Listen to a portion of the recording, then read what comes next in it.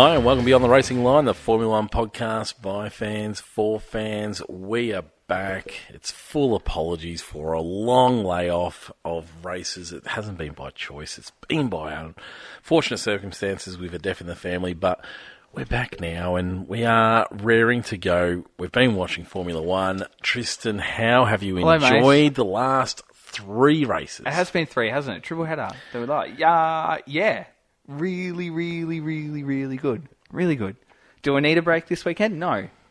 Yeah, I'm a bit the same. I have to have one. We've got a week off. Yeah. And it's like, I think I could keep going. It's almost like if I have a week off, I'm going to lose a bit of momentum towards the end of this season. And so, yeah, but I'm with you. I feel a little bit more invigorated now that the season end has come. I find myself a little bit more up and about, knowing that it's going to end. Yep. A bit of a mid-year slump as a fan. Yep. But now. Yeah. Which was your favourite of the 3 races? We had Aston where we saw a Max win. Yep. We had Mexico where we saw a Max win. Yep. And then we came to the lovely Brazil. We saw two Max wins. We saw 2 Max wins, yeah. 5 Max wins, actually, we've seen. Did we have a sprint in Austin? We did. But did he win it? Yes, because was he world champion for the sprint? Is that right? I don't even know. No, he was world champion at... so it was beforehand, wasn't it? Yeah, was it Qatar? Oh, who knows? We're a bit rusty. Somewhere like that. Yeah. Bahrain. Anyway. So which was your favourite of the 3 that people was down on? I'll rank them as Brazil 1, Austin 2, Mexico 3. Mexico 3. We are so due a good Mexican race. Would you agree with that? Yes. I think you agree with me. We quite like the Mexican weekend. I do. I like Mexico. But it doesn't generally give us too many great races, does it? No, it doesn't. It's due a good race. I think they're overdue, and I was sort of hoping that, well, because we're due, we might get one, but it wasn't the greatest. I agree with you. I think Brazil. Yeah, I think Brazil over Aston. Austin was a good one too, though. But yeah, it was.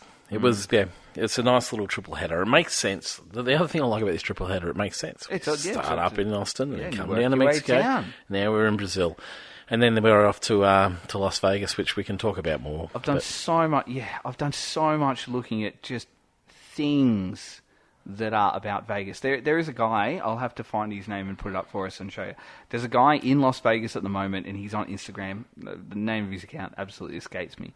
But he's one of those people who sort of show off the city that they live in. And at the moment, he is showing off Las Vegas through the eyes of what is happening with the track build. Oh, okay. And he's fascinating to see because all the stuff that you're not going to see in mainstream media. So on Saturday night, he did this little vlog, this little reel on Instagram, where he was showing the walkways across the track. Yep. And the extent that Formula One is going to block vantage points around Las Vegas. So you got the walkway across, which your everyday pedestrian needs to use to get from side to side of the sidewalk.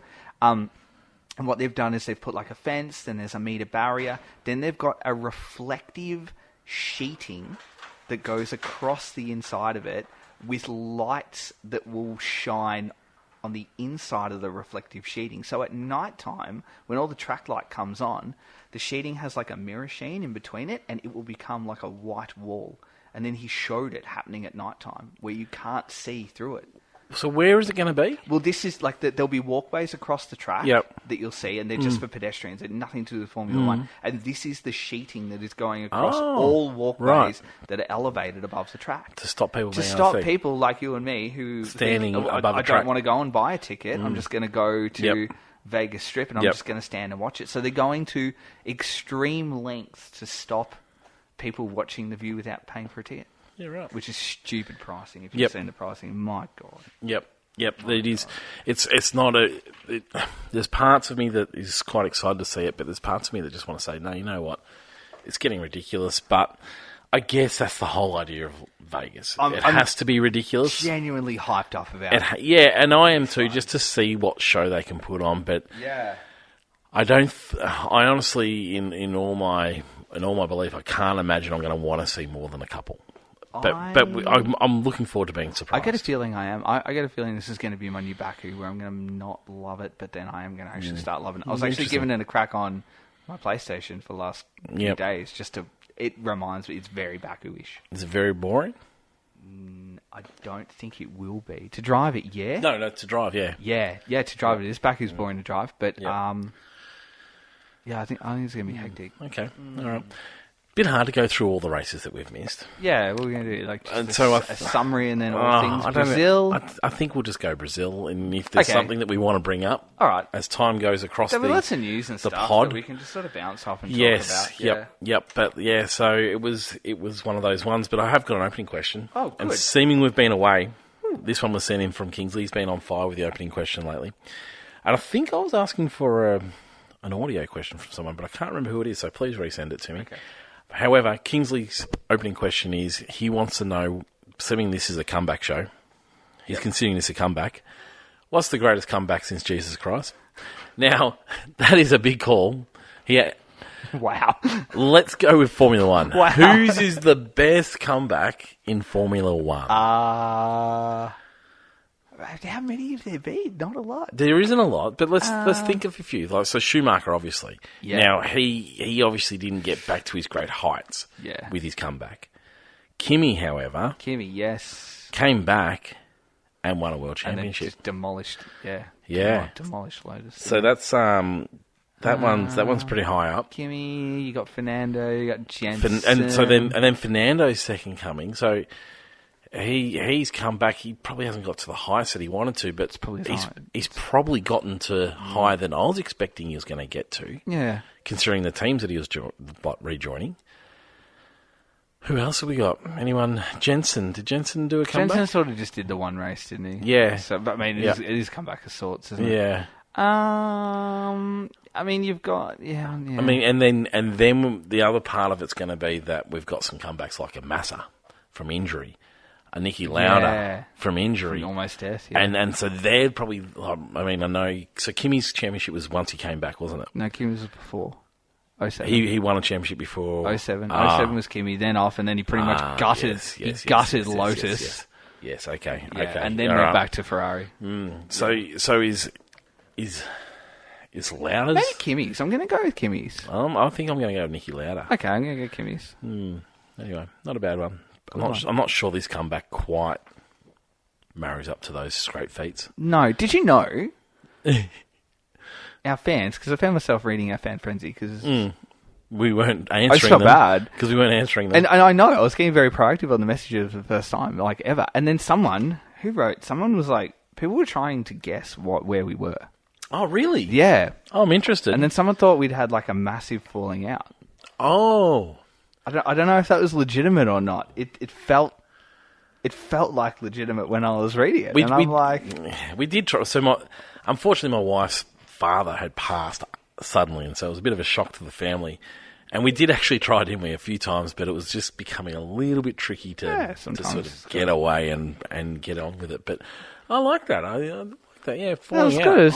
Good. I could imagine us having a falling out. Yeah, with I can't. With some of our great conversations that we have. If you're only just listening to us now, I was going to say, sure if you can put up with each other through however many episodes that we've put up with each other through, I'm not sure there's too much that can break us, to be honest, mate. No, that's very true. I was thinking that too. What was your race ranking for Brazil? 9. Really? 9, and I'm really opposite to a lot of people out there. Hang on. It was brilliant. Not the sprint. It was the sprint, wasn't it? It wasn't the sprint. No. Tell me about the sprint, because you like this sprint. Yeah, it was a good sprint. It was a good sprint. I own it. I wish, and I could go back in time and listen to the episodes. I wish I'd kept tally, but I honestly believe that we're up to more good sprints with you. We're not. Not this year, but last year we had a couple. Yeah, and the first year that we sort of started seeing sprints, you were down with them. Not loving the idea. No.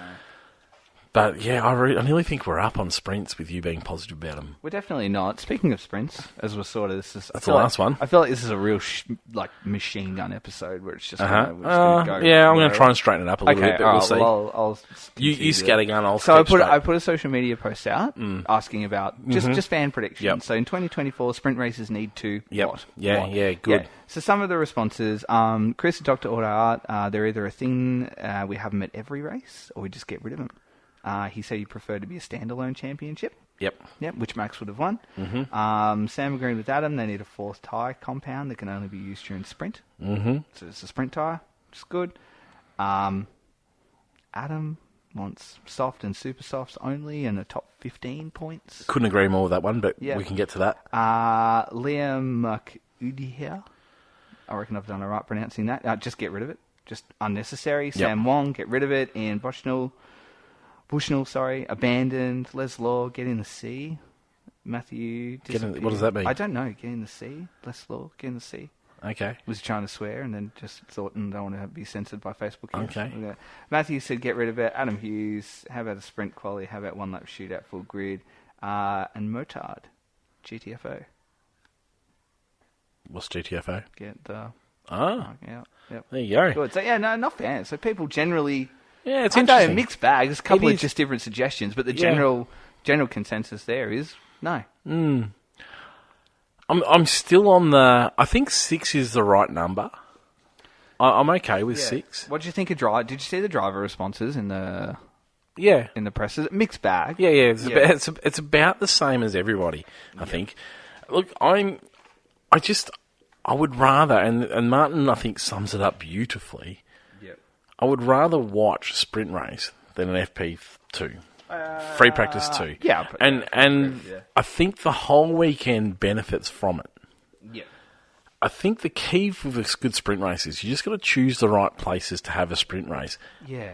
And that can actually change, I've realised. I was thinking, you know what, we just need to nail the tracks and stick with them. We do. However, I don't mind them changing around a few. I think there's a few obvious ones that just is never going to work. Monaco's never going to work. No. I think we learnt that in France. France is probably, for me, the tipping point where we don't need to go somewhere where it's hard to overtake or you don't overtake to make it exciting, because the track will dictate that, and France showed that. It was a snore fest. But Brazil, I mean, look at Brazil 21. Caio had an incredible historics pack of just Brazil frenzy. I watched 12, I watched 21, I watched 22, I watched 08, 07, and it was, all of them were blinders. They really were. The track hasn't changed. The regs have, and the drivers have, and the cars have, but every single one was brilliant. And I really think it is track specific. And that's why Brazil works so well, because then you look, that then flowed on into the race as well. We had DNFs galore. How do you feel about passing? The race weekend, though? It's still disjointed. I couldn't agree more. And so having that practice and then qualifying for... We skip a Saturday into Sunday. That doesn't work for me. No, and that's, for me, really, that's all it is. Let's get better tracks, and then just don't qualify for Sunday and then qualify again in a race. Just move. How would you feel about qualifying for Sunday before a sprint race? No, that's what we do now. No. Sorry, I mean on the same day. So on the Saturday, we qualify and then we go to sprint race, but the qualifying is actually for the race afterwards. No. Yeah, see, and that's been another one that's been thrown up. I think that's still that confusion of hang on, I thought this guy qualified on top. It's still going to create that confusion. Quali for sprint, then sprint. Quali for Sunday, then Sunday. Or vice versa. Quali for Sunday. No, it doesn't work. No, do it that way. Anyway, there's good to see fan reactions there. It's still... I'm not sure what the perfect scenario for the weekend is, but I don't mind it on a couple of weekends, but I don't need it everywhere. I don't need it all the time.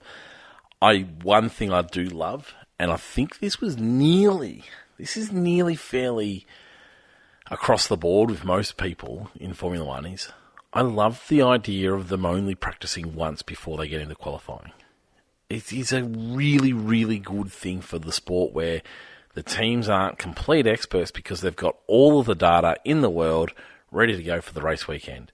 And I think we need to look at that as a cheap option for some of the races that we go to, particularly some of the triple headers where we only practice once on the Saturday. We go to qualifying and then we go to a race. It's a miniature race weekend. Some places around the world can maybe pay a little bit less because they get one less day of action. But I tell you what, it's going to help a lot of those, I think, those triple headers that we love to run. In Mexico, we didn't need to have the full amount of practices. And it would have been even more exciting because they would have known even less about the cars in those altitudes. And so, I think that's going forward, if we want triple headers, I think that's a way that they can look at it, saying, look, we're going to offer you a slightly less, it's going to cost less to have the race. and we're going to take a day off because it's going to help everybody. And I think that's good for racing. It's good for Formula One. So, yeah, that'd be mine. But, yeah, anyway. My race ranking, I'd go probably an 8 across the weekend. An 8, yeah. Pretty happy with it. We saw a very stormy qualifying session. I can't remember was that after the sprint race? I can't even remember now. Was it qualifying or sprint race? Straight after sprint shootout. We lost the roof. Yeah. Which was ridiculous. No, it was qualifying, I think, wasn't it? I think it was qualifying because I think it was qualifying. Yeah, we lost the roof on the grandstand, but it was a bit of a disjointed old part of that one as well because we weren't sure if we were going to get through the qualifying session, but eventually we did get there, and it added that little bit of extra atmosphere. Alonso's comment of it's nighttime, and it was really black. did, yeah, it really was. But yes, we lost the roof on the grandstand. I don't know if you've seen after the race. It was that one, which was after qualifying, insane. Yep. But it added to the atmosphere of that little amphitheatre of Brazil and everything that comes with Brazil. It just added that little bit more to it, and I thought that worked really well. Yeah. Max, let's get into it. Max, thoughts on him? He's getting better and better. Is the field closing in? I kind of want to say like it is, but he's still. I feel like he's still just got a bit more up his sleeve. He's still got more there to give. He really, really does. They're getting closer, but he's still not having to give it everything. No, and that's it. And I feel like Lando got really, really close on him this weekend. Like he really, really did. But at the same time, he probably still had plenty up his sleeve. He had, credits in the bank in terms of tyre life and tyre wear, and he was probably just managing. I mean, Lando did get in with the DRS sort of at one stage, but at the same time, it was an almost move, and I still think there's a pretty significant gap there. Yep. There really is. I think when push comes to shove, that's when we probably see Max finally make some mistakes. Yeah. If someone can get close enough to push him into that end zone, but I think he's still got that end zone to go to. I say make mistakes, I mean making very few mistakes. I mean, can you name me a mistake that he's made across this year? No, I really can't. And that's what I mean. Like, and even Singapore was not a mistake. It was just they weren't fast enough. It didn't suit that track for whatever. I think there's probably been one or two where he's ran wide in a qualifying, something like that, and it meant that he's qualified lower, but then he's been able to make it up throughout the race. Lap, And so, it's like, I think once someone can push him into that next zone, then we'll see a few more mistakes. But man, that man is driving just so beautifully. It is faultless. Yep. It's scary faultless. Yeah. I think after last weekend, I also thought Mercedes were looking like they'd made some pretty good ground, and I found myself sort of thinking, gee, I'm ready for a Max Lewis round 2. Yeah, I really was. I was I'm ready for this. Yeah. But, I mean, Mercedes, they just died, didn't they? I can't remember a season where so many cars are so track dependent. Yeah. It goes to show how tight it is behind the Red Bulls, behind Max's Red Bull. But it is so tight and it's so variable on what sort of track it is and how those tracks are going to suit those cars, and then the conditions that are coming with the tracks. Yeah. It's always been there where there's been certain cars, like we'd always see it at somewhere like Monaco where certain cars would really fire, other cars would be just rubbish. You'd see at some of the really high-speed tracks where you see certain cars fire, but it is such a yo-yo for teams at the moment. Mercedes can look like they're on track one moment and be back to not where they want to be, but back on track to fighting back into contenders' positions. Yes. And then all of a sudden, we turn up here, and it's the complete opposite. We've seen the same with Aston Martin. We thought that they were completely gone, and then all of a sudden they had the weekend that they had. Such an interesting interview with Mike Crack where they talked about they have literally abandoned all development, abandoned all setup, and they're back to the spec at the start of the year, which we've been saying. Yeah, yep. So, I don't know, can we expect good things from Aston? Maybe. Is Lando probably the one at the moment that's going to challenge for a win? He's looking more like it. I still think deep down that Charles is the one that can challenge Max more than anyone. I really do. Just seems to be not being able to find any luck at the moment at all, and seems it's another season to forget for him. But I don't know. There's a couple that are looking like they're going to be thereabouts. There'd be half a dozen. No, not even half a dozen. But about 3 or 4. It's but about 3 or 4. one moment they're on top, and then the next minute Yeah. they're not. You're just hearing me spray down some mosquitoes. It's that time of year now that the mosquitoes are out. Yeah, so it was. Yeah, it seems to be just that there's going to be contenders, but can anyone contend consistently enough to take on the Red Bulls? We don't know. Then that's the big question for next year. Horner's saying that the actual development restrictions are now starting to come. They're still... I don't know about Bull crap. I don't know about that. Let's talk Perez. He had a better weekend after having two really, really ordinary weekends on top of a really, really ordinary most of the season. Yes. It was a result that took some pressure off. Did it take enough pressure off? Nah, not really. Was it a decent result? That was a good result, but did it take enough pressure off? I don't think so. For me, it's like everyone's celebrating him coming fourth. How can you be celebrating the man coming fourth in that car? And that's, for me, it was like, oh man, it's like, it can be a very, the F1 media and comments and all sorts of stuff can be quite fickle, can't it? Because of course it can. I was like, oh, it's interesting that now they're celebrating a fourth position. I mean, yes, he has been consistent enough to look like he's probably wrapped up that second position in the championship, which is apparently all very important, whereas Perez is like, I don't think that's really doing much for us. But it's one of those ones. But yeah, it was a better result, and it was if you had all results like this throughout the year, there wouldn't be such talk about him. But unfortunately, this is one of his better results, and that's what our problem, well, not our problem, that's what his problem is. Is there going to be a replacement?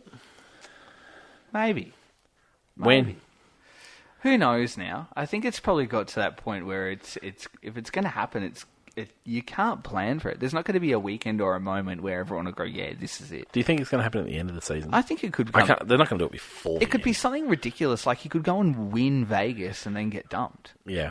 I feel now that we've gone past that point where we've been talking about it. Oh my God, it's going to happen. We've had a really bad run. It's going to happen, and it hasn't. Alonso placed himself in the seat. Apparently so. He was angry on that, wasn't he? And then it was just. I feel like that's it. It's just there's no. Yeah. We've got through that sort of section of, pressure and fan, rumor and media rumor that it's just gonna.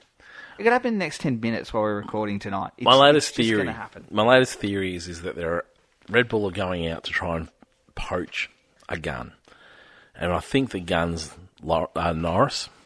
Yeah. And if they can't get him, then they go back and say, rightio, Perez sits in that seat for the start of next season, and we've got up some backup options. Well, Dan's times were apparently only 3/10 off in the at Silverstone.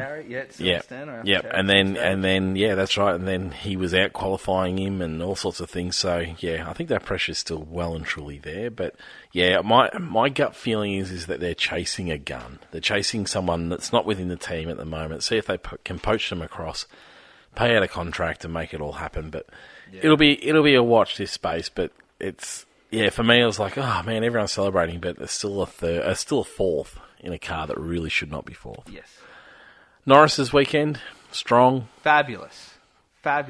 Oh, really, there was a whole weekend. There was a win there, wasn't there? There really was. And I like that they were pushing for that win. It wasn't like they were just settling for second. They were trying to push as hard as they could. But it was there. It was Alonso in Monaco. It was in reach. Yep. And it was there, and it could have been taken. Yep. Yeah, absolutely. We saw maybe a couple of odd weekends where maybe he wasn't firing quite as well as he could have, and people are starting to talk about whether Piastri's placing some pressure on him and all that sort of stuff. But no, we saw him back at his best, and it was a really solid result for him. And more importantly, it's such a solid result for McLaren. They've just, when you think about their season, and we'll talk about this in season reviews, but when you think about their season as to where they started, they were the worst team on the grid. They were the last in the constructors. It was just all doom and gloom because we'd seen it before from McLaren, them drop off this cliff before, and then for them to turn it around so significantly with such a different car is absolute credit to them. and driven by this man who is showing more and more consistency. Yeah. It's just, it's a fabulous result. Our man Oscar, Aussie Oscar Piastri, man, he didn't qualify where he needed to qualify, which was the problem. We know sprint race weekends don't suit him because he likes to build his weekend from a no knowledge of this track situation. He builds his knowledge, he gets faster and faster, builds some more knowledge, gets faster and faster. Yeah. And it didn't quite work out for him. He didn't get the qualifying quite right, which meant that he was starting in the midfield. And we know that things can go wrong in the midfield. And that's it. It's not a luck thing. It was about, he didn't quite nail the qualifying. So he started in the midfield, and then he got a tap from behind. Yeah. Great effort for the team to get the car going again. I'm unsure as to why they ran the whole race a lap down. Thoughts on that? I think it happened because it literally popped in like as they were, because Oscar was going to retire. Yeah. It was going to be a retirement because they had wheeled into the garage. No. But my question is, like, they got him back out there. They did a great job. Yeah. Got him going. There was still damage to the car. There was still significant damage to the brake ducts, and there's fins around those black back brake ducts, which are really important to the car. There's still damage there which they couldn't fix. But my question is, why, like, you're a lap down, why run a whole race in those conditions? I was surprised. Like, usually we see teams pull drivers out. Let's save the car, save the gearbox. That sort of scenario. But yeah, this time round we didn't see that. I was a little bit surprised. You think it was just to do with learning for him?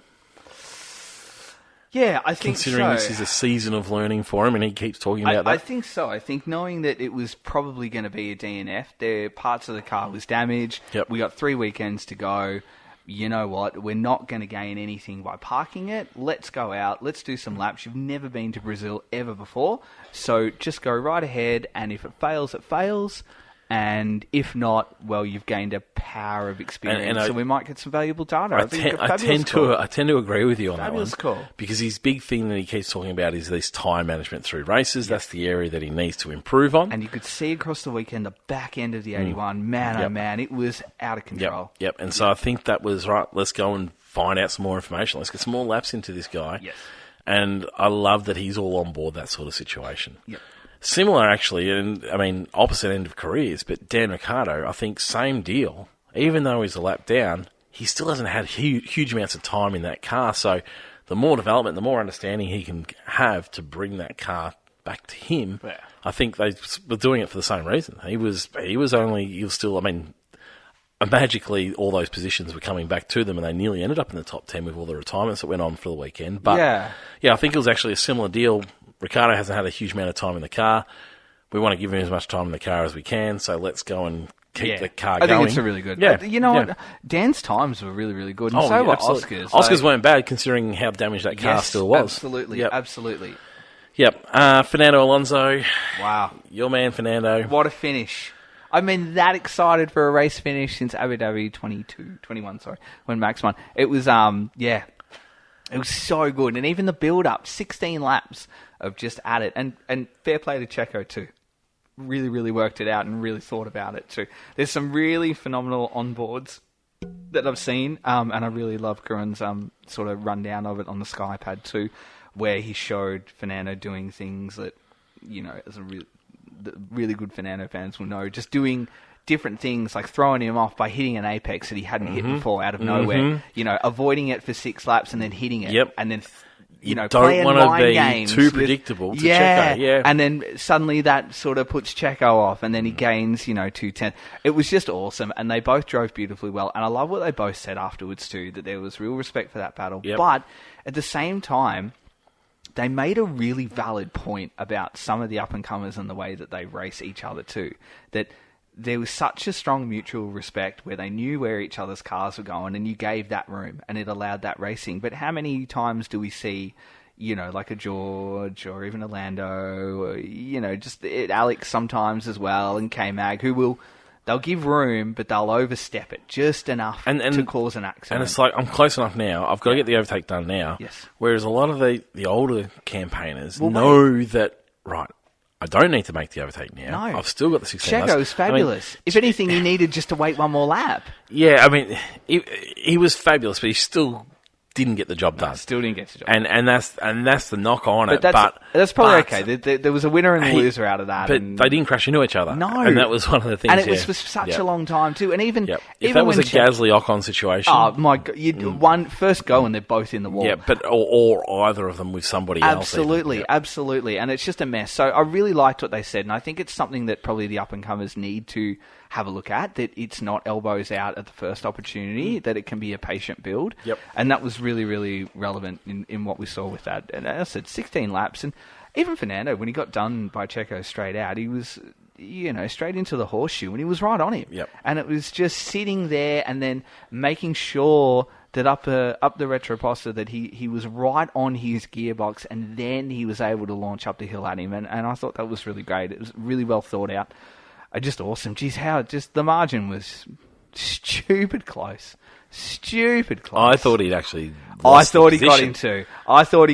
Because I had to wait, it was the timing board that told us before. That's I could what process I had to it. look. Oh, he's lost it. Oh no, he's not. I couldn't comprehend. It looked from the naked eye that Checo got him on the outside, because what I was trying to do was watch where they were, where Checo was, and then which one was the finish line, because so many it wasn't obvious across. either. It wasn't. I obvious know, there, and then you've got the little sponsor board that goes across. So it was a timing screen on the left that I saw, and awesome, so good. There's some awesome online stuff of people who are on the pit wall. Formula Aerodynamics on Instagram has probably got the best shot of that from the pit wall of them coming across the line, just breathing down each other's necks. It was awesome, and I think it was the perfect way to cap off the weekend as well, wasn't it?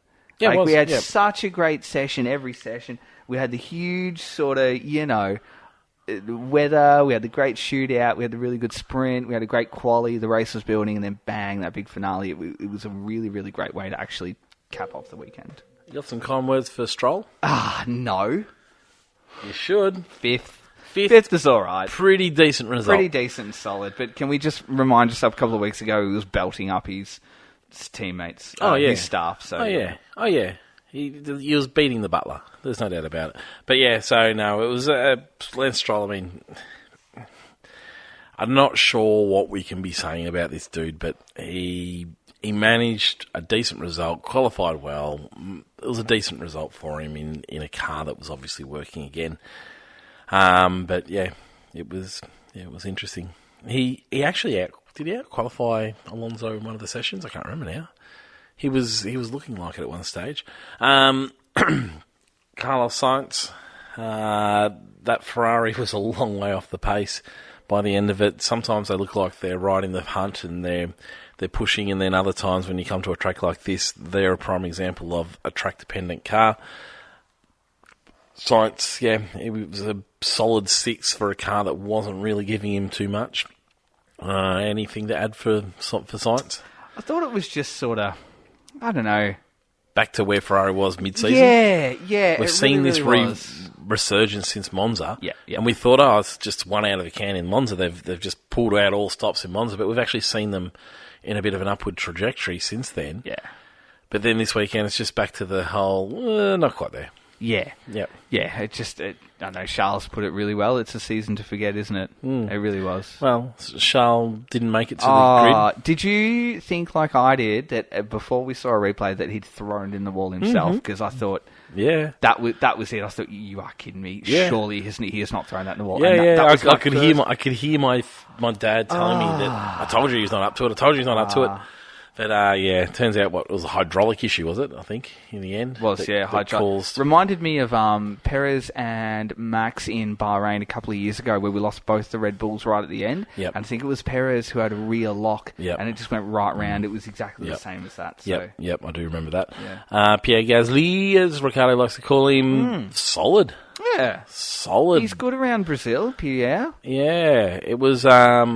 running from where did he qualify? It was like 14th or something. Yeah, 13th into 7th. So it's a real decent result. It's a real Valtteri and Sochi sort of marriage here. Gasly in Brazil, it works. Hulk in Brazil works. That's sort of the best way you can you can unpack both their weekends. Ocon, okay, but not quite as solid. Let's just talk the stupidity of Esteban Ocon's comments in the media after his crash in sprint quali. Remind me? Like where he lost it like fully lost control of his car. Yep. And had a snap and then clipped Fernando. Oh, and yes. then was in the wall. Yes. Oh, like, yes. To come out, oh, do I have it? Yeah. I can't find it. Yes, I don't know if I play it. no. But it's just... I did not. Yeah, people have said that I'd lost the car. People said I lost control. I didn't lose control. Everyone was having snaps. Yeah. When you're correcting a snap, you don't have control. Yeah. Far out. And again, the maturity of Fernando just to not fire back at that. And just, Yeah, sorry, I had forgotten about that one. Yeah. Come on. Yeah. Come on. I mean, Alonso didn't necessarily give him enough room, but he gave him enough room for someone who was in control of a car. For someone and who that was, was the key. For someone who was, from Fernando's perspective, that I'm slowing down, I'm going wide, I know you're going to be past me in the blink of an eye. You're in full control, you've got the room you need. Yeah. Poor. Oh, I like it. Poor. First bit of anger. Yeah. Hamilton, the Mercedes... Yeah. Qualified okay. Yep, and then I tell you what, that thing went backwards. Toto scathing of the team, scathing of the result. Hamilton wasn't any more friendly about it all. And then we had Russell's retirement, but Russell had a bit of a dirty weekend too, really, didn't he? I thought this was probably Russell's worst weekend of the year. For a little while. lot of reasons. It looked like he sort of had found ground again on Lewis and started qualifying a little bit closer to him. In fact, I think he out-qualified him here for one of the qualifyings. Yeah. But it was a bit of a dirty weekend.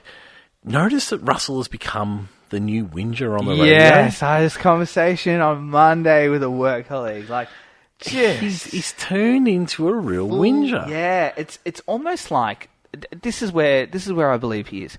He is caught in between making that decision. Is he going to be Valtteri and just recognise that his job is to be a wingman and support Lewis because Lewis is the main man at Mercedes? Or is he going to go and be Nico Rosberg? And is he going to get that real feisty razor edge about him, which I really don't think he can? And is he going to then take it up to Lewis? So for me, right now, he's caught in that. It's on the radio, like, oh, I'll help you, I'll support you. What are we doing? Are we playing a team? Like, I won't attack. And then when it doesn't quite go his way, he then flips into the Rosberg sort of scenario.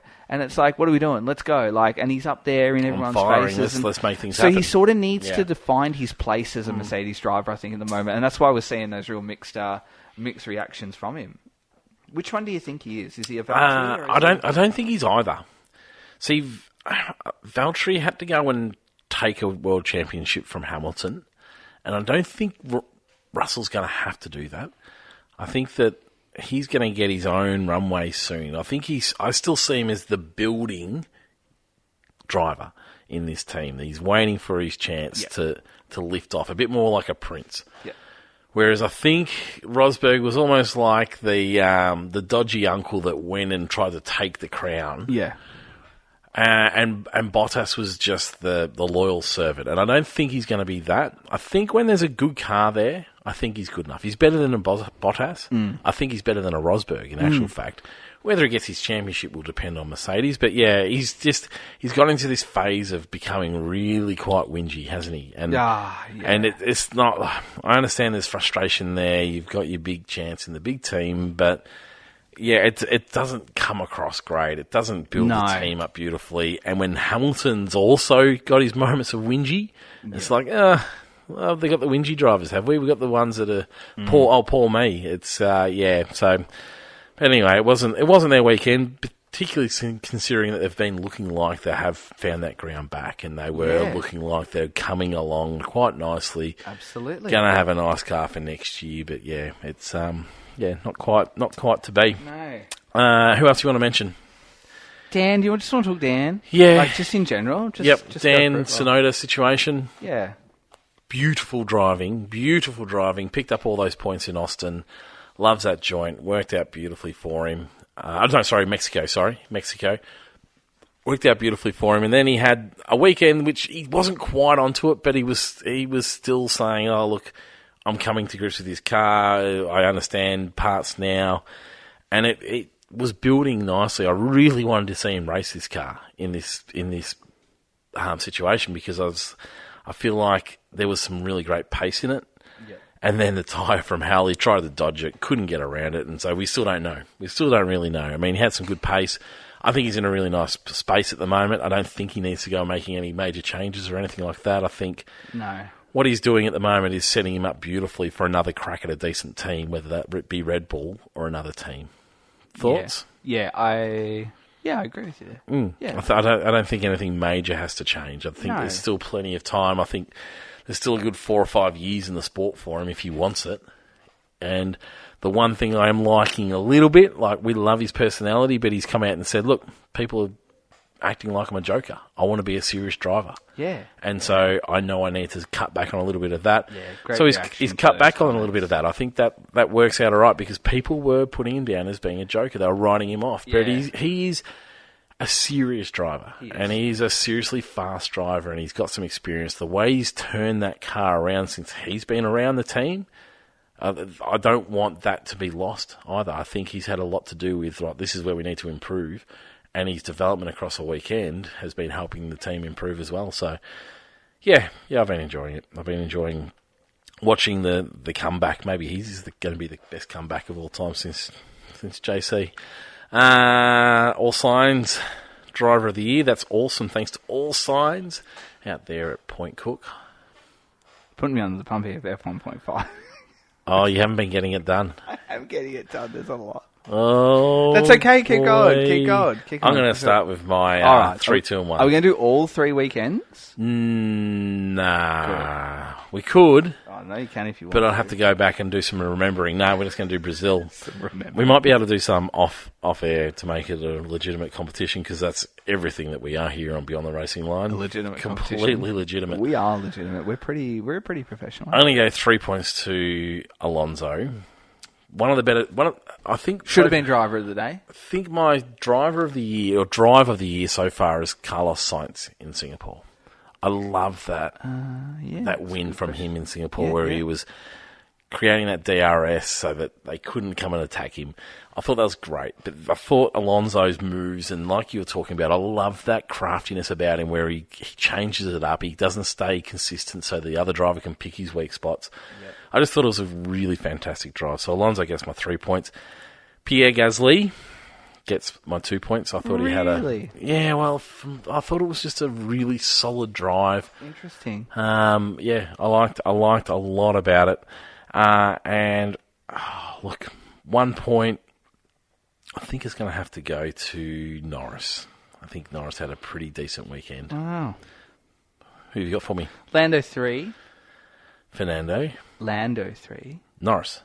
Lando Norris 3. Oh, goodness me. I was just going straight to Fernando Alonso. I know, I do those kind of things. Holy moly, I had to check that I heard the right name. Fernando 2. Fernando 2. Why did you say really when I gave pretty much the same results? All right, anyway, yep. Well, I just thought, not George, Lando was really good across the race weekend. Yep. 1 point.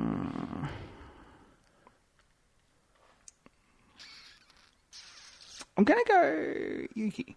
Yeah, I was close to going Yuki. I thought he had a really solid weekend too. Dud of the day. This is our favourite. Dud of the day. It really has to go. It really has to go to Ocon, doesn't it?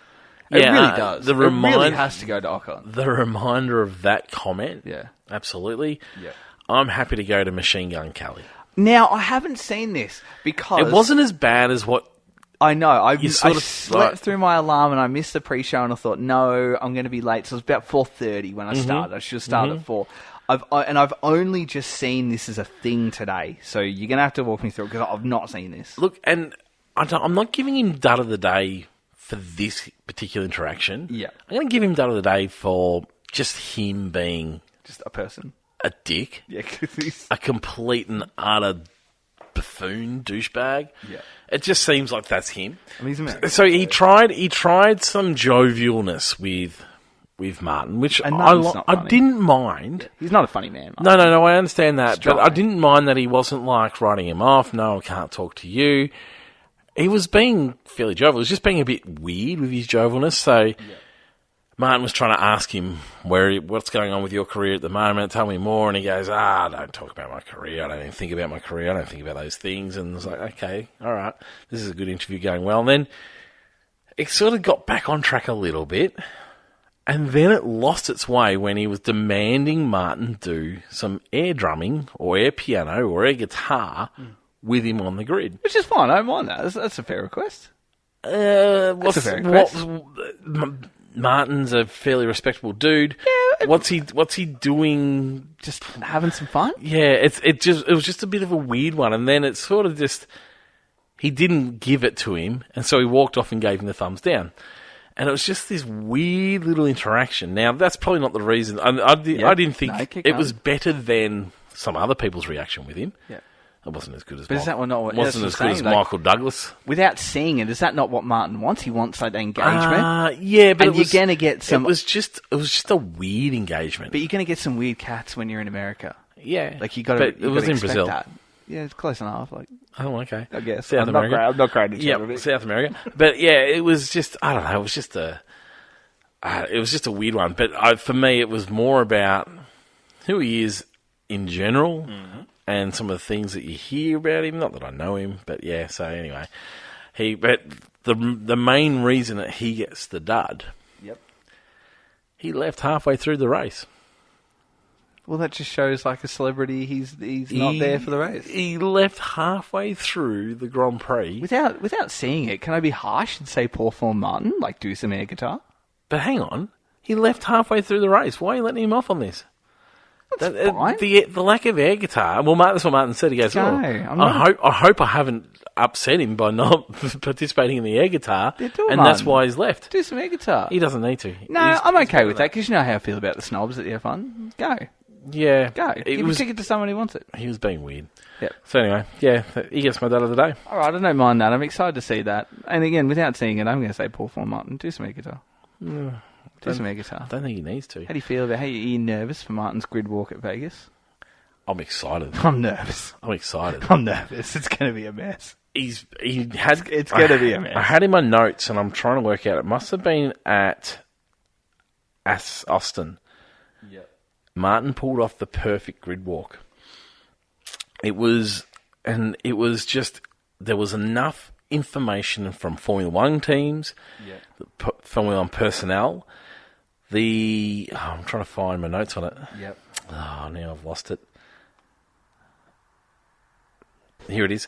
So he managed to get. No, take it back. That's not the notes. He managed to get enough celebrities. So there's a boxer that knew about Formula One. Joshua Anthony. Anthony Joshua, sorry. Was it? Yeah, was it Anthony Joshua who's bought into Alpine? Yes. It was around that. Yeah, so he managed to get enough decent celebrities that could talk Formula One. Yeah. But it wasn't just heavy Formula One chat. He managed to talk enough about other things that were going on. It was the right amount of time. The grid didn't seem too packed, and it was like, this is Martin back at his best. He's getting some good people to talk. He's getting enough information on the cars. You're getting a little bit of that insight because you still want to see the insight. What are the mechanics doing on the cars at the moment? What are the drivers doing at the moment? Like you still want to see parts of that in there with the odd celebrity, but the celebrities actually knew what they're talking about, or were happy to talk about the fact that they're new to Formula One but really loving it and were involved. And that was a really nice, easy Formula One Martin Brundle grid walk. Yep. And it worked out beautifully because we've seen him, because you were calling for it to be, you're wondering if it was the end. Was getting a little bit. Because he was starting to go into the crowd. Yeah. It was getting a little bit strange. He was trying a few other things. They did one with McLaren team once before, which I didn't mind that as an extra. Yeah. But I still enjoy the grid walk. I still really enjoy the fact that he gets around and we see who's wandering around on that grid. So yeah, that was a good one. F1.5? No. Let's go. Read a social media. Social media. We'll go to... right, you do fantasy. We'll go to fantasy. It is fantasy. It's on. It's on here. I honestly haven't looked at it. You have, I have. In a very long time. Just with everything else going on, it's probably hasn't quite been at the top of my list. But we can certainly get into fantasy. Potsy's going to love this because I'm just trying to work my way through the website at the moment. He'd be like, I told you it's no good. They have made updates, though. Have they? Oh, that might be why I'm struggling. Do you know that your fantasy's not going well? Oh, I know my fantasy is going all right. I know we're actually very, very, very close. Oh, are we? Very close. Excellent. Good to hear. But I'm okay with that. What? I've come to terms with it. Oh, have you? Yeah. Things mustn't be going well for you. It's been All a right. reflective 3 weeks. Let's start with the overall grid, will we? Right, go for it. Thanks to Chris at Dr. Auto Art. Thanks to Chris. Well, thank you. I'm You're looking at me like you're going to say something else. I feel like you just... Oh, absolutely. Chris from Dr. Auto Art. We have been actually threatening to have him on too, which we definitely need to get on to. We've been doing that a lot lately, unfortunately. But, yeah, Chris from Dr. Auto Art, go and check out his socials. It is, the helmets in particular are very outstanding. Tristan's been admiring some of the things I've been bringing into the Beyond the Racing Line headquarters. Studio, the headquarters. I know. Yep. And just describe to us like what we've got here.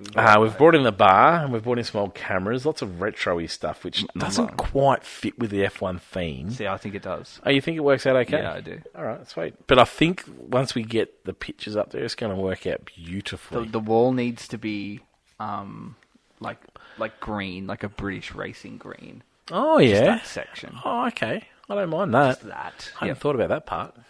And eventually what's going to happen is we're going to move over to the bar and do a bit of recording from the bar, I think. I think that's where this podcast belongs. Sounds good to me. But anyway, let's get to our overall rankings. Q is on top of the league at the moment. Oh, now called that sort of mid-season. And he's built a bit of a lead. There's about 60 points in it. He's on 6,155 points. And he's held that position or thereabouts for quite some time. Oh, sorry. He or she, we can't actually tell whether it's the he or she. Yep. Zanetta Team 3 is on 6,096, and then about another 60 points, so it's about 120 between the top three. Cooking with Haas is sitting there nicely on 5,995 points.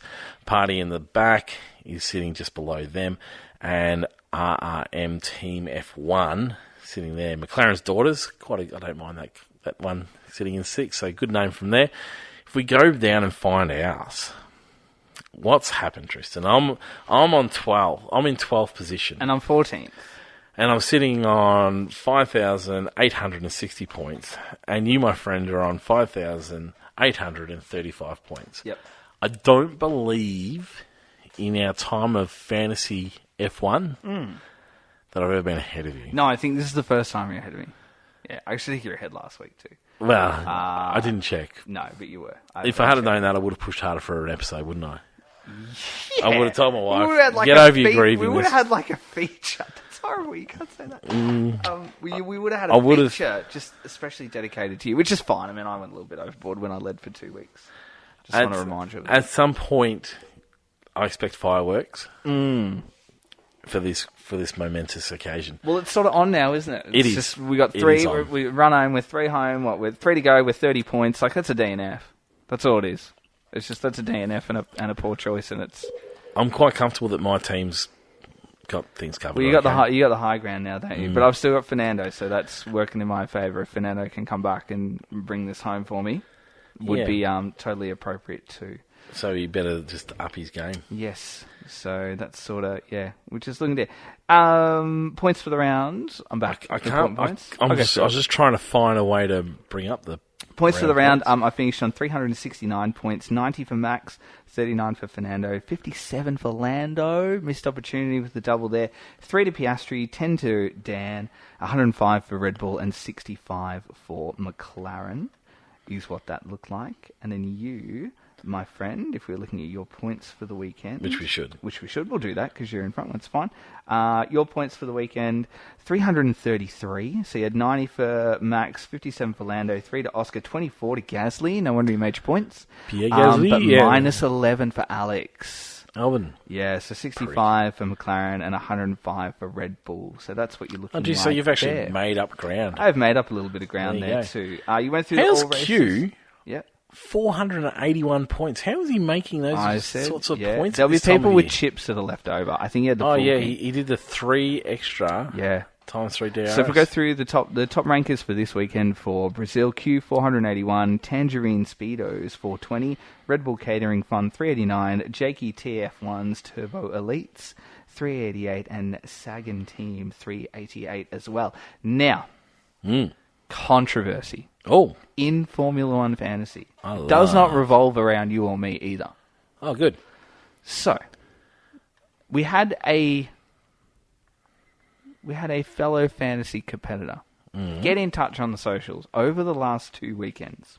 And they've called out Zanetta Team 3. Oh. Like, it's an official call-out, is what this is. Tell me more.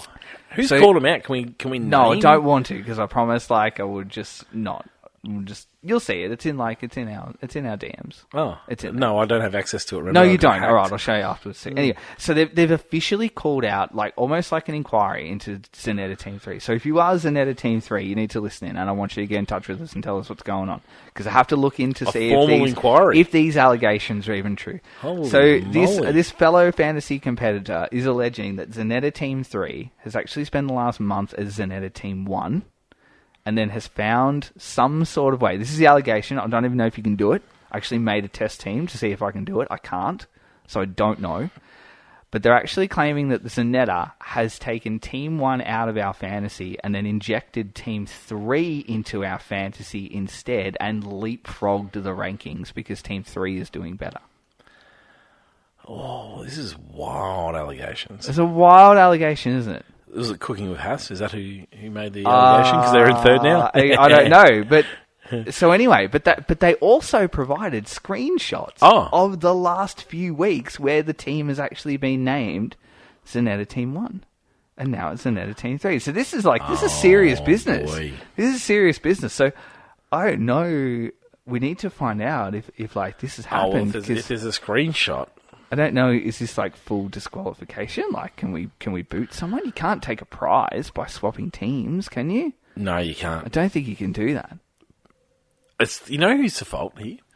Us? Formula One for not allowing us to close the bloody league. Well, I know, that's because people can come and go as they please. But we put good faith in our competitors that we are not one of those podcasts or social media groups where we're just hacking it at each other. I think our fans are pretty respectful at all times. But I don't think you can be doing that. You can't be taking a team out and then you got a better team and just injecting it in at the last minute to claim a prize. I'm interested. So we're going to have a look at this. We're going to have to go back and have a look. I'm incredibly interested around who's taking screenshots to be onto this. It could very well be like a fellow. I'm like on the cusp of a Dr. Otto art prize. But why were they so knowledgeable to think? Right, I don't know. But maybe they're looking like I look at like your team and you keep an eye on this. So maybe you look at who's in front of you and behind you, and then suddenly, especially with a full team name change, so. We're going to have a look at this, because if that's the case and someone has come in and swapped the team out... So I wonder whether... So what they've probably done is remove their team and added... So if you do a removal... And then added a better team. And added the better team. And suddenly the rankings. Because I made a team and I'm going to see if I could do that, but I haven't been able to work out yet. But you probably can't remove yourself from the league because you made the league. Well, I don't know, so maybe that's what I'm sort of saying. Maybe you'll need to make a team and see if you can inject a new team into the league. Or can you withdraw your team? So I think we put a setting on that you can only have one team in. We did, yeah. But yeah, that doesn't mean we can't withdraw. I can't withdraw my team. So we're going to look into it. So thank you for listening. Who was it? Who's the snitch? Listener, I actually can't remember who it was, but it's in there. You can't like broadcast. I can't get over how onto it they were. Oh, I know they were. So fantastic. It's a full blown inquiry. So look, if you are, I think if there's a full inquiry, I think the team needs to step up. You've got to write a reply. But I think the accuser has to step up. I mean, in Formula One, if Mercedes is making a complaint, they have to come forward. Yeah. This is the big leagues, my friends. I don't know, Okay. Anyway, so if you are Zanetta and you are listening, you've got to write a reply. I didn't know. Like, I want you to get in touch. Is this true? Like, have you been? Yeah. We just want to know, and then we'll play it by ear. I mean, we can't have a mockery of this system with a sponsor like Dr. Auto Art. We can't. They might pull the pin on this whole kit and caboodle. And we don't want people thinking that they're winning prizes and then bailing on us and bad-mouthing our fantasy. So, anyway, sour note to end on. Fantasy is usually enough about. Thanks to Chris, Dr. Auto Art, for all these amazing sponsorship. Fantasy leagues. Christmas time. Never been so interesting. Absolutely. Christmas time. Yeah, now would be the time, I imagine. I think so too. I think Chris usually has like a discount code.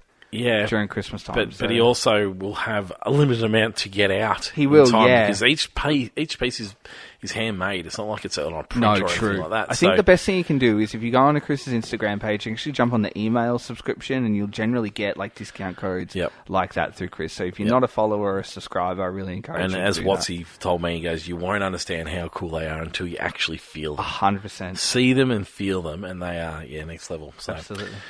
Yes, go and get around it. F1.5, is it ready? It's ready. Oh, good. How long have we been recording for? Long enough. A while. But I finally got it. 59 minutes. I've done a good job to keep up with the conversation and do that at the same time. I'm not even sure you bet. All right. I'll let you decide. In order. But I reckon it's over. Oh, okay. I reckon it's over. I thought you were going to tell me you weren't going to tell me in order. It's going to take a dramatic final 3 weeks. I told you to kick him out. For it to be over. Told you to kick him out. You can't. That's it. We're too close to the end. All right. Let's start with, and it's been 3 weeks, so let's remind people. So we've got 3 leagues. We've got F1.5, which are your main players at the top. We've got a Formula... not quite at the top. Not quite at the top. We've got Formula A, which is the AlphaTauri battle between Lawson, DeFries, and Dan. Yep. So it's on there. It's on. And then we've also got... finished, isn't it? No, it's still going. It's still going. I'll keep you updated with what's happening. Lots happening. Oh, yeah, okay. All right. And then we've got F1.75, which is the Haas boys and Sargent as well. Right. Kicking around there. So that's sort of where we are. All right, let's look at F1.75 to begin with. Lots of point scoring over the last few rounds Haas for these guys. sort of found their way. Lots of point Sargent's scoring. actually boosted himself into absolutely. some spots. Yep. Yeah. So, kept me busy down there. Sargent. So last time we checked in, Sargent was on 54.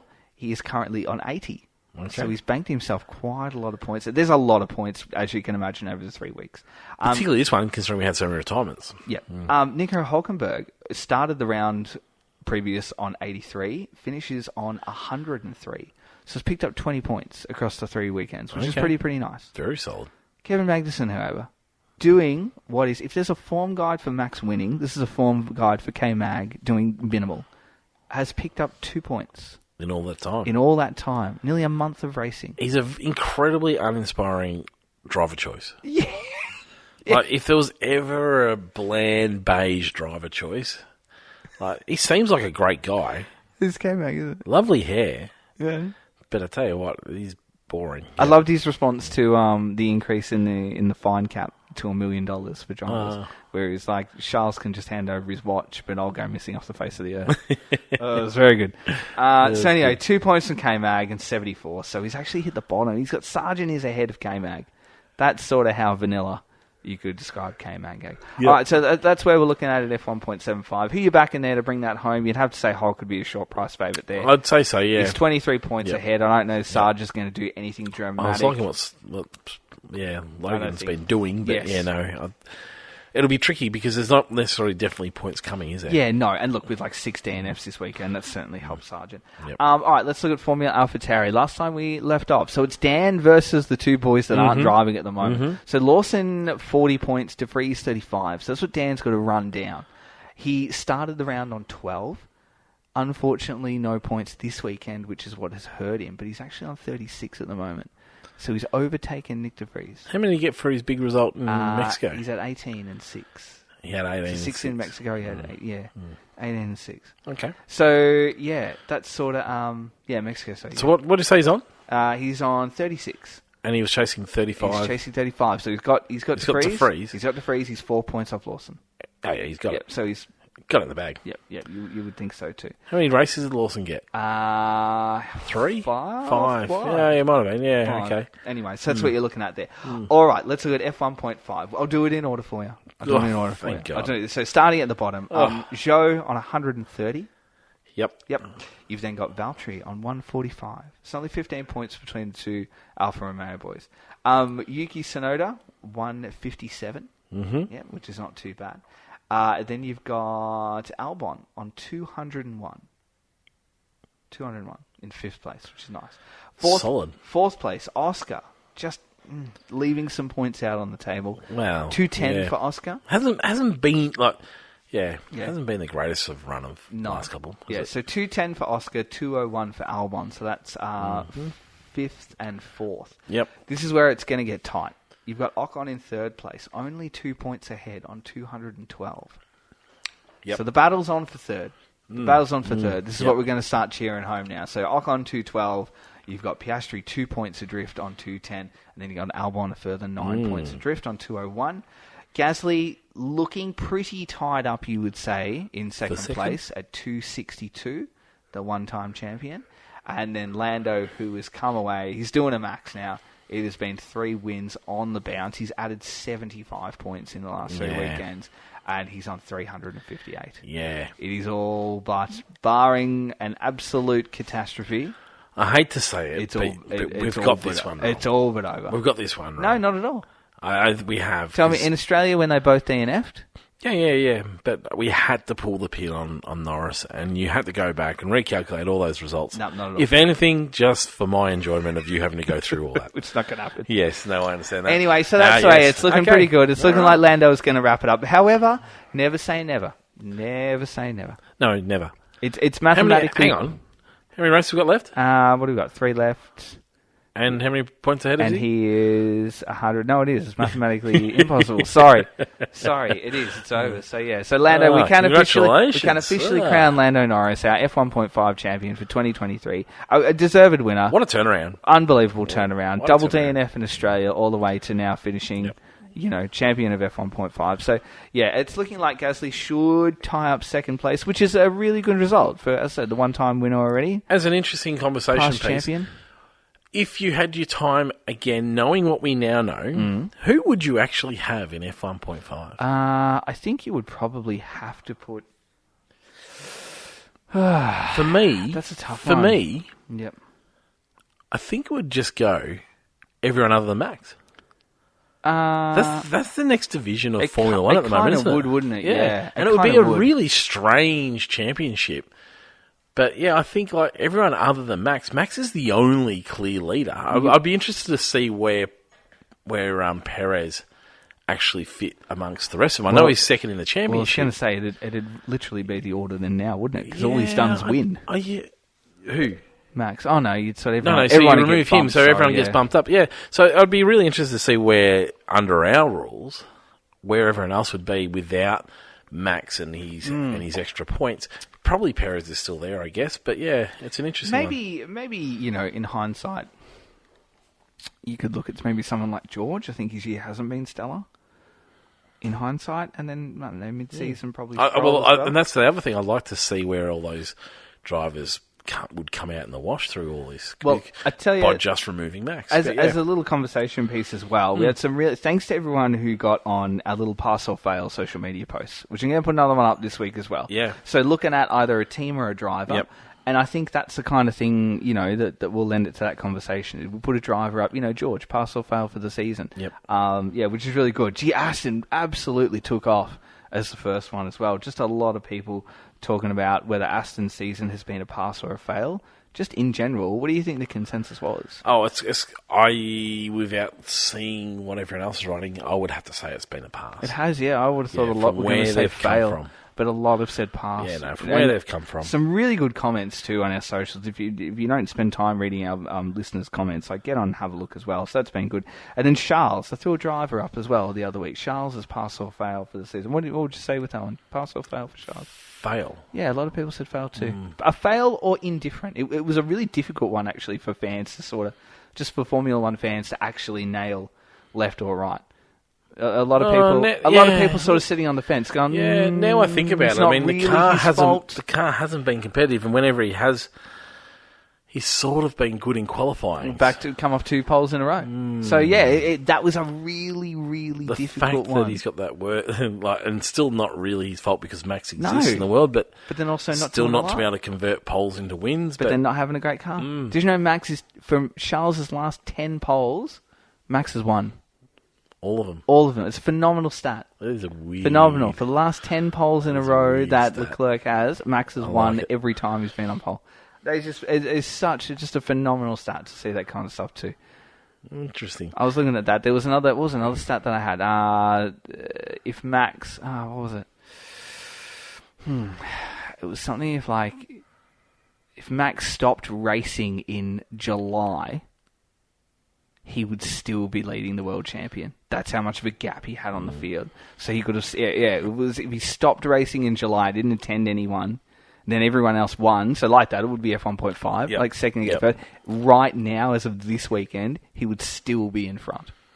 I think it's the largest championship gap ever from what I've read. Yeah. Which is crazy, so. Yep.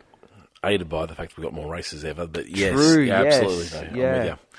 News, let's get into some news. One thing that we haven't had a chance to discuss yet is this group of celebrities that have jumped on board with Alpine. People like... Consortium. The consortium, yeah. People like Anthony Joshua. I'm out of names. Juan Mata, was it, I think? I think he is a soccer player. I had a few names in my mind. I can't remember who they were now. No, I want you. No. Is there a golfer? Yes, there is a golfer. What's his name? Have a go. I don't know. I don't know golfer's name. Golf is not my sport. Golf is a crap sport to watch, isn't it? And I don't like playing it that much either. All right, I'll find the names. So hang on. So yeah, thoughts on what they're doing here, because it's not necessarily a buy-in in terms of they're not bringing investment to the team. They're not giving money to the team. What they're doing is trying to bring relevance to the Alpine team by bringing in some real names that are going to be hanging around this team and adding to it in just the fact that they're celebrities and they like this team. They're involved. Yeah. What's your thoughts? Yeah, I don't mind it because obviously they bring a lot of promotional weight. They bring a lot of like frequent cash flow as well. Yep. They don't. Well, I'd say I don't believe they're bringing extra money, and that's the thing. I think that comes through the promotion as well. Yes. Sorry. Yeah. The marketing and the promotion Yes, sorry, I'm side with is what you. they've got Yep. to. Extra cash flow. Yes. They've openly said no. We're not actually going to be a part of the Formula One process and proceedings. Our job is to be doing that kind of stuff by marketing and doing all that kind of stuff as well. For a team that has been dying for some relevance, it's like, you know what? We know that we're not relevant enough in Formula One in terms of, not relevant enough is probably fairly harsh, but in terms of we're not known for anything. We're not known to have anything about us. Mercedes have won all the championships. McLaren has got that history. Williams has got that history. Even like Aston Martin, the Aston Martin team, but are bought by the rich guy. Ferrari have got the history, and then Red Bull, of course, are Red Bull. And so they've been struggling for relevance around and significance around all those other teams. And so I don't mind that they've gone down this different path. I'm not entirely sure it's going to make a huge difference unless they can lift up a bit of glitz and glam with these guys on board. But yeah, it's an interesting one to see. I don't mind them trying new things. I wish Haas would get on board with this idea. I can't see what Haas are bringing to Formula One at the moment. They're annoying me to the utmost at the moment with the fact that they're quite negative around a new team joining the team, but then they're not really bringing anything to Formula One themselves. It's one of those things that bugs me quite a lot. Yeah. Ryan Reynolds is the Ryan Reynolds. Yeah, So a little bit of background information too. They also invest in things like James Toney, Michael B. Jordan as well. And then you're looking at they're recognised partners with places with teams such as Dallas Cowboys, Fenway Sports, Toulouse FC, and Wrexham AFC, obviously, which is a welcome to Wrexham sort of thing, which they've been really, really successful at too. Yep. So it's sort of like, this is their thing outside of acting and sports and stuff like that, because they have these investment corporations. So kind of like, in a way, it's a really celebrity-based Dalton Capital. Yep. That's what it is. Dalton are obviously heavy hitters. These guys are the same sort of deal, but they're movie stars and celebrities and stuff like that. Yep. Other news? Other news, my goodness me. It's a little bit like we're waiting for Vegas at the moment. It just feels like we kind of are. That's where Formula One's at. Let's wait for Vegas because this show's going to be big. We're going to wait for the big show to come and wow us with everything they've got to offer. And yeah, I think we'll see plenty of news come around about then. Thoughts on what are you looking forward to about Vegas? What am I looking forward to? I'm looking forward to the circuit. I'm looking forward to the circus and the pageantry. That'll be the pre. I'm looking forward to the anthem and how that's going to be played out. I'm looking forward to some really cringeworthy moments. I'm looking forward to Martin's incredibly awkward and terrifying grid walk that we're going to have. I'm looking forward to the Sky F1 presenters trying to do something American in a really sort of see that part I'm not looking awkward sort of forward to, way. I think we're going to see some fabulous helmets as well, some helmet designs. For a place like Vegas, it screams that we're going to have some really out there helmets designs too. Yeah, just there's so many things that I'm looking forward to across the race weekend. And the actual race itself, I'm keen to see how these cars go on the track. Love a new race. Yeah. Love a new race to get into all those bits and pieces and everything else that Vegas is going to bring to it. I want to see a typical Vegas aspect to this race. I want to see that glitz and glamour. The other thing is, we're looking at a great time. It's a 5 p.m. race start on a Sunday. I thought it was Saturday. Oh, sorry. Actually, it might be a Saturday, isn't it? Isn't it 9 o'clock Saturday? Yeah, you might be right, actually. Well, when's Saturday? Yeah, no, it's definitely 5 p.m. Definitely 5? But now I'm lost. No, it does say it's the 19th. Don't know. Oh, now we're really lost. Anyway, it's good times for us to watch. We just got to make sure we're there to watch it. So yeah, I'm looking forward to that because we really enjoyed the Japanese Grand Prix. 5 p.m. Sunday. Yeah, I was sure it was Saturday as well. I thought it was Saturday too. I was Considering telling me Saturday. Because didn't we? It wasn't going to be like a midnight Sorry, start. wait. That makes that a Saturday in America. Sorry, because we're a day behind us. Yeah, because we're a day ahead. So then. Oh, we're a day ahead. Of course, yeah, yes, we're ahead. NFL is on Monday when it's on a Sunday. Yeah, that makes sense. So sorry. Okay. It is a Saturday in America. But it's not a Saturday. But it's like a 10. I think it's a 10 o'clock something PM like that. Start, isn't it? Yep. So it's But anyway, it'll be interesting. I'm going to keep an open mind because I feel like you could really not do that with this joint. But as long as they're putting on the show, it'll be fantastic. It's a midnight qualifying session. They start at midnight. Crazy. Isn't it amazing? Crazy. Between now and then, Tristan, what have we got on? What have we got on from now? Have we got did we get Fan Frenzy out this week? Nah, I don't know. Maybe we can do that next week, maybe? Yeah, we'll have to have a We've got 3 weeks that worth we of haven't Fan done Frenzy yet. that we haven't addressed. It might be a little bit old, but yeah. And it'll be long too, so maybe we could fill the void with a Fan Frenzy next week and we can look at all 3 episodes. Oh, I don't mind that. In one, like an extended Fan Frenzy. I didn't put one out for Brazil, so maybe what I'll do is we'll put a Brazil out tonight, and then fire it in, and then we'll do a big sort of triple header Fan Frenzy. I like it. Fan Frenzy. I like it a lot. But until then, just keep ready, get yourselves organised because I think the show's going to be magnificent in Vegas. But until then, goodbye now.